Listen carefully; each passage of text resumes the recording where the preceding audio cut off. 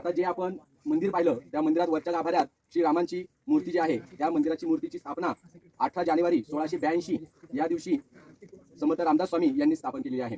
आणि मूर्तीची स्थापना झाल्यानंतर 4 दिवसानंतर 22 जानेवारी या दिवशी जिथं आता आपण खाली गेलो होतो तळघरात समाधी स्थळ आहे समर्थ रामदास स्वामींचं, त्या समाधी त्या ठिकाणी समर्थ रामदास स्वामी यांनी घेतलेली आहे। त्यानंतर किल्ला छत्रपती संभाजी महाराजांच्या कालखंडामध्ये स्वराज्यात होता, नंतर मुघलांच्या ताब्यात गेला आणि 1709 मध्ये पुन्हा किल्ले सज्जनगड हा शाहू महाराज छत्रपती शाहू महाराज यांनी स्वराज्यात आणला आणि तिथून पुढे स्वराज्यातच होता। 1818 पर्यंत किल्ला स्वराज्यात होता आणि 1818 नंतर किल्ले सज्जनगड हा इंग्रजांच्या ताब्यात गेला। तर किल्ल्याविषयी थोडक्यात ही ऐतिहासिक माहिती आहे। आजच्या ट्रिपला आपल्याकडे टोटल 7वी 8वी आणि 9वीचे मिळून 52 विद्यार्थी आलेले आहेत। 52 विद्यार्थ्यांपैकी 37 विद्यार्थी असे आहेत की जे क्लासच्या ट्रिपमुळे गड किल्ला पाहतात किंवा याच्या अगोदर पाहिलाय। असे किती विद्यार्थी तुम्ही? आणि आपल्या ट्रिपचा उद्देश तो आहे की क्लासच्या मुलांना जास्तीत जास्त मुलांना गड किल्ल्यांची सफर करता यावी आणि तो उद्देश इथं साध्य होतोय, सार्थकी लागतोय। तुमचं सर्वांचं अभिनंदन।